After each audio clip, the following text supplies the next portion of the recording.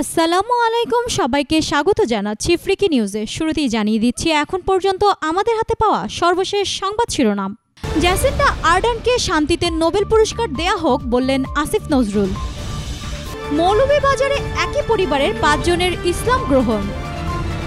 স্বাধীনতার 4 দশক পরও দেশের মানুষ সুখে নেই বললেন মির্জা ফখরুল। একটা মানুষও ক্ষুধার্ত থাকবে না বললেন প্রধানমন্ত্রী। খালেদা জিয়া আজও জেলে কেন, মির্জা ফখরুলকে শাহ মোয়াজ্জেম। ভোট না দেয়া জনগণের নীরব প্রতিবাদ বললেন জোনায়েদ সাকি। বিস্তারিত প্রতিবেদনে তাই শেষ পর্যন্ত আমাদের সঙ্গে থাকার জন্য অনুরোধ রইল। জ্যাসিন্ডা আর্ডার্নকে শান্তিতে নোবেল পুরস্কার দেয়া হোক বললেন আসিফ নজরুল। নিউজিল্যান্ডের প্রধানমন্ত্রী জ্যাসিন্ডা আর্ডার্নকে শান্তিতে নোবেল পুরস্কার দেওয়ার আহ্বান জানিয়েছেন ঢাকা বিশ্ববিদ্যালয়ের আইন অনুষদের শিক্ষক ডক্টর আসিফ নজরুল। নিউজিল্যান্ডের ক্রাইস্টচার্চ মসজিদে সন্ত্রাসী হামলায় আহত ও নিহতদের প্রতি শোক ও সংহতি জানিয়ে বিভেদ, বিদ্বেষ ও চরমপন্থার বিরুদ্ধে মানবিক সংহতি এই শীর্ষে আলোচনা সভায় তিনি একথা বলেন। সোমবার জাতীয় প্রেস ক্লাবের মিডিয়া কমপ্লেক্স মিলনায়তনে এই আলোচনা সভা অনুষ্ঠিত হয়। তিনি আরও বলেন, শুধু মানুষ মারা যাওয়ার সংখ্যা নিয়ে বলছি না, বলছি কি ও পরিবেশে হত্যা করা হয়েছে। সেজদারত নিরস্ত্র শান্তিপ্রিয় মানুষ যখন সেজদারত অবস্থা তাদেরকে বর্বরভাবে গুলি করে হত্যা করা হয়েছে, তার চেয়ে বড় বর্বরতা মনে হয়েছে যখন তার লাইভে ফেসবুকে প্রচার করা হয়েছে। আসিফ নজরুল বলেন, নিউজিল্যান্ডের মানুষ ধর্ম বর্ণ নির্বিশেষে যেভাবে মুসলমানদের পাশে এসে দাঁড়িয়েছে, সর্বোপরি জ্যাসিন্ডা আর্ডার্ন নিউজিল্যান্ডের প্রধানমন্ত্রী যেভাবে রিয়্যাক্ট করেছেন, মনে হয়েছে সন্ত্রাসীর বাণীকে তারা ভালোবাসা ও মানবতার বাণী দিয়ে সম্পূর্ণভাবে পরাজিত করেছে। আমি তো মনে করি পৃথিবীর অন্যান্য এলাকার মানুষের মতো আমাদেরও এই সভা থেকেও প্রস্তাব আসা উচিত যে জ্যাসিন্ডা আর্ডার্নকে শান্তিতে নোবেল পুরস্কার দেয়া হোক। সেটা তার জন্য একটা ছোট পাওনা হবে, কিন্তু পৃথিবীর অনেক মানুষের জন্য বড় দিক নির্দেশনা হবে। তিনি আরও বলেন, ইসলাম ধর্মকে বিকৃতভাবে উপস্থাপন করা হয়, যার ফলস্বরূপ নিউজিল্যান্ডের ক্রাইস্টচার্চের এই হত্যাকাণ্ড। আমাদের কাছে দুঃখ লাগে যে ইসলাম ফোবিয়া আমরা বাংলাদেশেও দেখতে পাই। কিছু মানুষের কাছে প্রগতি হচ্ছে ইসলামকে গালাগালি করা। এই ধরনের ধর্মের উপর ফোবিয়া আমাদেরকে বন্ধ করতে হবে। সাবেক ডাকসু ভিপি ও প্রবীণ রাজনীতিক মাহমুদুর রহমান মান্না বলেন, দেশের মানবতার পক্ষে কোনো কাজ করা হচ্ছে না এবং এটা খুব জোরালো গলায় বলা দরকার। ক্রাইস্টচার্চের ঘটনায় কেবলমাত্র আপনারা ধর্মের কথা বলবেন, কেবলমাত্র বলবেন যে মুসলমানদের উপর অত্যাচার করা হচ্ছে। না, নিউজিল্যান্ডে তো হয়নি। সেখানে প্রধানমন্ত্রী কোরআন থেকে উদ্ধৃতি দিয়েছে, হিজাব পড়েছে। নিউজিল্যান্ডের অসংখ্য নারী হিজাব পড়েছে শুধুমাত্র মুসলমানদের সাথে সংহতি প্রকাশ করতে। এদেশে তো তা হয়নি, সকল দেশে হয় না। অনুষ্ঠানের সূচনা বক্তব্যে বাংলাদেশ কল্যাণ পার্টির চেয়ারম্যান মেজর জেনারেল অবসরপ্রাপ্ত সৈয়দ মোহাম্মদ ইব্রাহিম বীর প্রতীক বলেন, বাংলাদেশের মানুষ ঐতিহ্যগতভাবে শান্তিপ্রিয় ও মানবতাবাদী। বাংলাদেশের সরকার ও অন্যান্য রাজনৈতিক দলগুলো একথা মনে রেখেই তাদের অভিব্যক্তি প্রকাশ করেছে, এজন্য তাদেরকে ধন্যবাদ জানাই। কিন্তু রাজনৈতিক দল ও জনগণ যদি আলাদা সত্তা, একথা মনে রেখেই এই উদ্যোগ নেওয়া হয়েছে। অদলীয়, অরাজনৈতিক, সামাজিক, নাগরিক ও মানবিক এই উদ্যোগ। আমরা আন্তর্জাতিক সহ অবস্থানের পক্ষে। বিশ্বের সকল দেশের জন্য নিউজিল্যান্ডের অতি সম্প্রতি দৃষ্টিভঙ্গি, অভিব্যক্তি ও কর্মপন্থা দিক নির্দেশনা হয়ে দাঁড়িয়েছে। সৈয়দ মোহাম্মদ ইব্রাহিম বীর প্রতীকের সভাপতিত্বে অনুষ্ঠানে এই সময় বিএনপির স্থায়ী কমিটির সদস্য নজরুল ইসলাম খান, গণস্বাস্থ্য কেন্দ্রের প্রতিষ্ঠাতা ডক্টর জাফরুল্লাহ চৌধুরী, নাগরিক ঐক্যর আহ্বায়ক মাহমুদুর রহমান মান্না, সংবিধান বিশেষজ্ঞ ডক্টর শহীদিন মালিক, সাবেক মন্ত্রী পরিষদ সচিব আলী ইমাম মজুমদার, ঢাকা বিশ্ববিদ্যালয়ের আইন বিভাগের অধ্যাপক ডক্টর আসিফ নজরুল, বিএনপি চেয়ারপারসনের উপদেষ্টা ডক্টর সুকমল বড়ুয়া, রাষ্ট্রবিজ্ঞানের দিলারা চৌধুরী প্রমুখ উপস্থিত ছিলেন। অপরদিকে স্বাধীনতার 4 দশক পরও দেশের মানুষ সুখে নেই বললেন মির্জা ফখরুল। বিএনপির মহাসচিব মির্জা ফখরুল ইসলাম আলমগীর বলেছেন, রক্ত আর ত্যাগ তিতিক্ষার বিনিময়ে অর্জিত হয়েছিল আমাদের এই মহান স্বাধীনতা। কথা ছিল একটি পতাকা পেলে দেশের মানুষ সুখে শান্তিতে থাকবে, কিন্তু স্বাধীনতার 4 দশক পরও আজও দেশের মানুষ সুখে নেই, শান্তিতে নেই। দেশের স্বাধীনতা ও সার্বভৌমত্ব বিপন্ন করার জন্য আজও দেশি বিদেশি চক্রান্তকারীরা নানামুখী ষড়যন্ত্রে লিপ্ত রয়েছে। মহান স্বাধীনতা ও জাতীয় দিবস উপলক্ষে দেওয়া বাণীতে দেশবাসীকে শুভেচ্ছা ও অভিনন্দন জানিয়ে এসব কথা বলেন তিনি। মির্জা ফখরুল বলেন, এই মহান দিবসে আমি শ্রদ্ধাভরে স্মরণ করি সাবেক রাষ্ট্রপতি জিয়াউর রহমানকে। গভীরভাবে শ্রদ্ধা জানাই সব জাতীয় নেতার প্রতি, যারা দেশ ও জাতির জন্য অসামান্য অবদান রেখেছেন। তিনি আরও বলেন, বহুদলীয় গণতন্ত্রের যে যাত্রা সাবেক রাষ্ট্রপতি জিয়াউর রহমান শুরু করেছিলেন সেটিও আজকে বিনষ্ট করে গণতন্ত্রের নামে কর্তৃত্ববাদী অপশাসন চালু করা হয়েছে।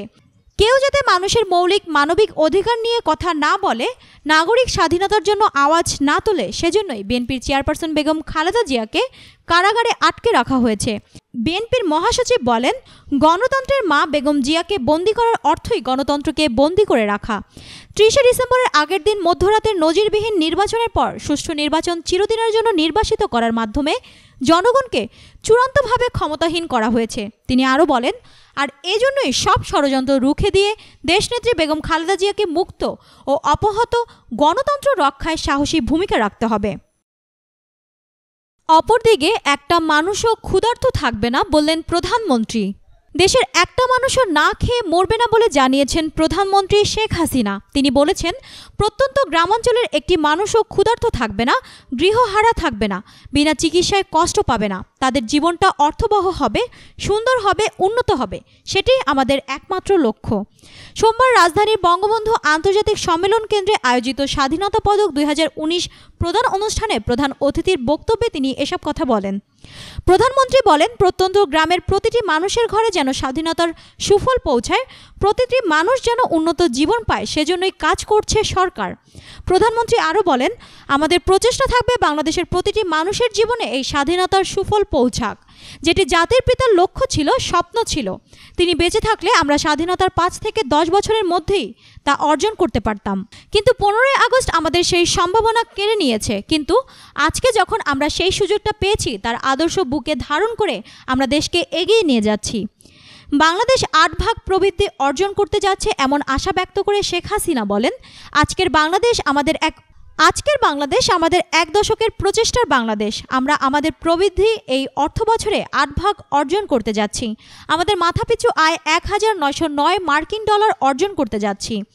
স্বাধীনতা দিবস নিয়ে প্রধানমন্ত্রী বলেন, 26শে মার্চ আমাদের স্বাধীনতা দিবস। এই দিবস আমরা আগামীকাল উদযাপন করব। আজকে 25শে মার্চ গণহত্যা দিবস। ইতিমধ্যেই আমরা কিছু উদ্যোগ নিয়েছি। পাকিস্তানি হানাদার বাহিনী নিরস্ত্র বাঙালির উপর গণহত্যা চালিয়েছিল। আমরা লাখো মানুষ হারিয়েছি। কাজেই এই দিনটি গণহত্যা দিবস হিসেবে যেন আন্তর্জাতিক স্বীকৃতি পায়, সেটার জন্য আমাদের প্রচেষ্টা চালাতে হবে। অনুষ্ঠানে 12 বিশিষ্ট ব্যক্তি ও প্রতিষ্ঠানের হাতে এই বছরের স্বাধীনতা পদক তুলে দেন প্রধানমন্ত্রী। অপরদিকে খালেদা জিয়া আজও জেলে কেন, মির্জা ফখরুলকে শাহ মোয়াজ্জেম। বিএনপির চেয়ারপারসন খালেদা জিয়াকে জেলে রেখে নির্বাচনে যাওয়ার সিদ্ধান্ত ভুল ছিল মন্তব্য করেছেন দলটির সহসভাপতি শাহ মোয়াজ্জেম হোসেন। তিনি দলের মহাসচিব মির্জা ফখরুলকে প্রশ্ন রেখে বলেন, খালেদা জিয়া আজও জেলে কেন? ডিপ্লোমা ইঞ্জিনিয়ার্স ইনস্টিটিউট মিলনায়তনে রোববার বিএনপির সাবেক মহাসচিব KM ওবায়দুর রহমান স্মৃতি সংসদের উদ্যোগে আয়োজিত এক আলোচনা সভায় প্রধান আলোচকের বক্তব্যে তিনি এসব কথা বলেন। ওবায়দুর রহমানের 12তম মৃত্যুবার্ষিকী উপলক্ষে এই আলোচনা সভা হয়। একাদশ নির্বাচনে বিএনপির অংশগ্রহণ নিয়েও প্রশ্ন তোলেন শাহ মোয়াজ্জেম। বলেন, কেন এই নির্বাচনে আমরা গেলাম? কথা হলো নির্দলীয় সরকার ছাড়া নির্বাচন হবে না, কিন্তু তা তো হলো না, দলীয় সরকারের অধীনেই হলো। কথা হলো খালেদা জিয়া ছাড়া নির্বাচন হবে না, কিন্তু খালেদা জিয়া ছাড়া আমরা নির্বাচনে গেলাম। কেন এই অবস্থা হলো? কেন আজও খালেদা জিয়া জেলে? কেন একটা দাবিও সরকার মানল না? খালেদা জিয়াকে ছাড়া নির্বাচন যাওয়ার সমালোচনা করে তিনি আরও বলেন, কেন এই নির্বাচনে আমরা গেলাম? ডক্টর কামাল হোসেনের নেতৃত্বাধীন জাতীয় ঐক্যফ্রন্টে যোগ দেওয়া নিয়ে প্রশ্ন তুলে শাহ মোয়াজ্জেম বলেন, আমরা তাকে নেতা মানলাম। কেন? ফখরুল কি দোষ করেছিল? আমাদের নেত্রী বেগম খালেদা জিয়া, মহাসচিব ফখরুল। আমাদের তো অন্য কারোরই দরকার নেই। আমরা যা পারি করব, না পারলে করব না। কিন্তু এটা কি হলো? ঠাডা পড়ল সমগ্র জাতির উপর। ডক্টর কামালের নাম উল্লেখ না করে তিনি বলেন, যিনি প্রেসিডেন্ট নির্বাচনে 1 কোটি ভোটের ব্যবধানে হেরেছিলেন, আমরা তাকে নেতা মানলাম। কেন? মির্জা ফখরুল কি দোষ করেছিল? নাম উল্লেখ না করে শাহ মোয়াজ্জেম বলেন, আমি স্বাধীনতার ইতিহাস জানি। সেই সময় ভারতে আমরা সব চলে গেলাম, এন্টায়ার ক্যাবিনেট চলে গেল। গভর্নর হাউসে ইয়াহিয়া খানের সঙ্গে কথা বলার সময় যে ব্যক্তি ছিল সর্বক্ষণ, সে গেল না। পরে প্রধান অতিথির বক্তব্যে বিএনপির মহাসচিব বলেন, নিরাপদ স্থানে বসে কথা বলে আওয়ামী লীগকে পরাজিত করা যাবে না। দলীয় নেতাকর্মীদের উদ্দেশ্যে তিনি বলেন, আমাদের নেত্রীর গ্রেফতারের পর যখন কর্মসূচি দিয়েছি আমরা দেখেছি কতজন এসেছে কতজন আসেননি, দেখেছি কারা কারা সেই কর্মসূচির মধ্য থেকে আস্তে আস্তে চলে গেছেন, দেখেছি এই নির্বাচনের মধ্যে কারা বেরিয়ে এসেছেন, প্রতিবাদ করেছেন এবং প্রতিবাদ করেনি। শুধু কথা বলে একটা আবদ্ধ ঘরের মধ্যে নিরাপদ জায়গায় এসব কথা বলে আমরা সেই শত্রুকে পরাজিত করতে পারবো না। বর্তমান ফ্যাসিবাদী সরকারের পতন ঘটানোর যুদ্ধে বিজয়ী হতে হলে আবেগের সঙ্গে জনগণের ঐক্যকে আরও সুদৃঢ় করতে হবে বলে মন্তব্য করেন এবং তিনি বলেন, শুধু আবেগ দিয়ে যুদ্ধ হয় না, জনগণের ঐক্যকে সুদৃঢ় করতে হয়। কঠিন সময় এখন। অপরদিকে ভোট না দেয়া জনগণের নীরব প্রতিবাদ, বললেন জোনায়েদ সাকি। গণসংহতি আন্দোলনের প্রধান সমন্বয়ক জোনায়েদ সাকি বলেছেন, ৩০শে ডিসেম্বরের নির্বাচন মানুষের মধ্যে একটা অনাস্থা তৈরি করেছে। এ কারণে বিরোধী সব পক্ষের পরের নির্বাচনগুলো বয়কট করেছে। মানুষও আর এই নির্বাচনে উৎসাহ পাচ্ছে না। সোমবার এক সাক্ষাৎকারে এই কথা বলেন তিনি।